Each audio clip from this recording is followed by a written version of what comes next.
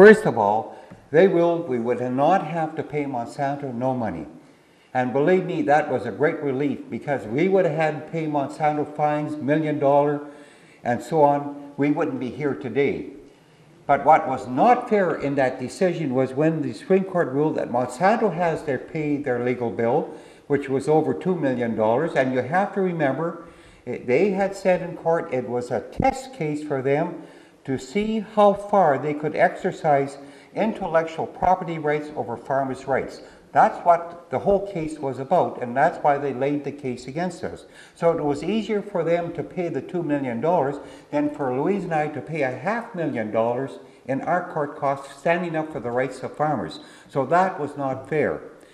On the issue of all these other items that we had brought up, this is what the ruling was, and I'll give the exact wording. Monsanto's patent on a gene is valid. And wherever that gene arrives in any higher life form, by whatever means, they own and control that higher life form. Now, when I say a higher life form, it basically means anything that comes from a seed. So I believe now we have more problems than we have answers in Canada, because where do you stop? A bird, bee, animal, fish, what about a human being? And the Supreme Court also said it has to go back to the Parliament of Canada to bring in new laws to protect farmers' rights and also the patents on life. That has been before Parliament, but nothing has been done about it. But I think Monsanto thought they had a great victory when the Supreme Court ruled they own and control that higher life form. And I think that is now coming home to haunt them and other companies like Bayer, Syngenta, DuPont, and so on.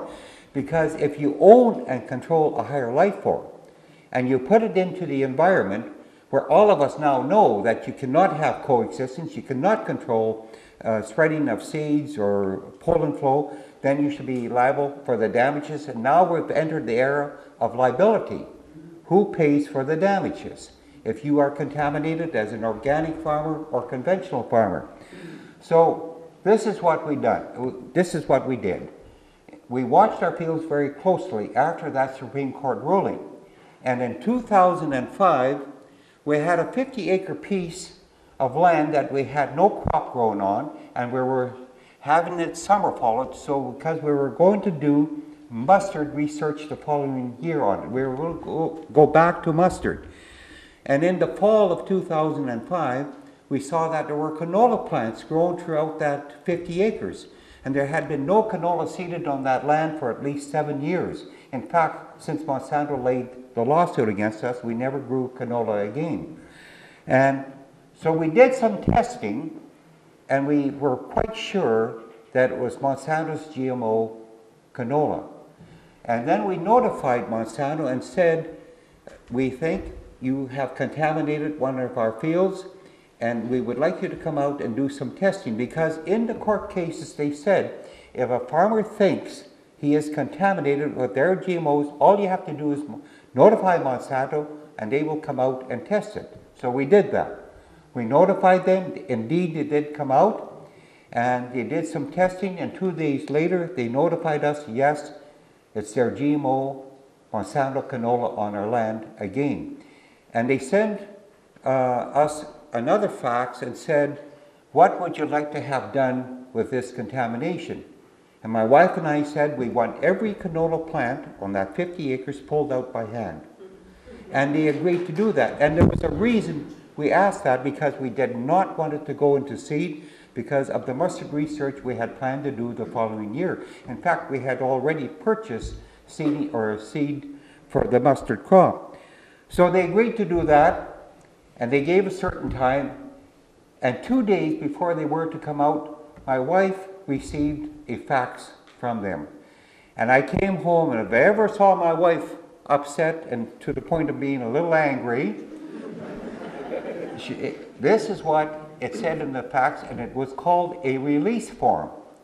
And in that release form it said this: my wife, myself, or any member of our family could never ever take Monsanto to court again for the rest of our lives, no matter how much they contaminated us in the future on that land.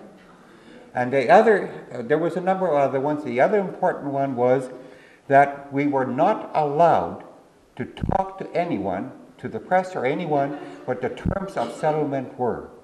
And we said to Monsanto, there are too many people in our country that gave their lives for the freedom of speech, and we'll never give it away to a corporation, and we would not sign the document.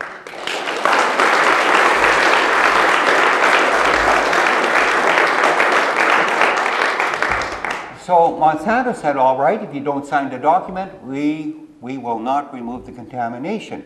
So we said to Monsanto, with the help of our neighbors, we will remove the contamination. And Monsanto then said to us, sent us another fax and said, we wish to remind you that those canola plants on your field are not your property. They're our property, and you're not allowed to do with them what you want. Well, believe me, we said to Monsanto, we are going to remove them, and we did. And we paid our neighbors $640 to help us remove it. And we sent Monsanto the bill. And Monsanto refused to pay it unless we signed the document. And this went on for about a year, with the bills going back and forth and the refusal. So finally we decided to take Monsanto to court, small claims court. So all we had to have then was for a judge to agree, and he did, and he sent Monsanto a summons. And it went to court in March of last year for $640. And when the court started, Monsanto agreed to pay for the contamination or cleanup cost plus $20 costs. So we had $660. So it was not the $660 to us, but it's the whole issue of omitting liability. So a precedent has been set, whether it's Bayer, Syngenta, DuPont. If a farmer is contaminated, there's now an avenue for farmers around the world to seek compensation. But what about an organic farmer? If you're an organic farmer and you are contaminated and Monsanto pays for the contamination cleanup, what about your status as an organic farmer? It might take you 4 or 5 years to get certified again. Who pays for the damage, loss of income in those years? So those are other issues, law issues now that have to be addressed. It was interesting though, in the mediation at that time, when we went after Monsanto for the $640, at first they said the government of Canada is responsible because they gave us regulatory approval to sell it. Then they said the farmer is responsible because the farmer knows if he grows GMOs, he will contaminate his neighbor. So a farmer is responsible. It now ended up that they did pay in the end. So that gives you a brief outline where it stands today, that on contamination, there is an avenue for a farmer to take Monsanto to court. And it sounds easy, but Monsanto is going to fight you every inch of the way. You might end up with 4 or 5 years of your life, maybe $200,000 or $300,000. So I often say we have a law system in Canada, or a legal system in Canada, but do we really have justice for the average person when you stand up to a corporation? And the answer is no, because who can stand up to them besides distress? So those are some of the issues of the court case. Now, as I mentioned, 4 crops introduced in 1996, and I'll never forget what farmers were told at that time. Increased yields, more nutritious, less chemicals, especially less chemical issue, and now we'd have sustainable agriculture, and now we'd also be able to feed a hungry and starving world. That's what farmers were told. And believe me, within 2 years, things started going wrong. The yields went down, especially in canola and soybeans.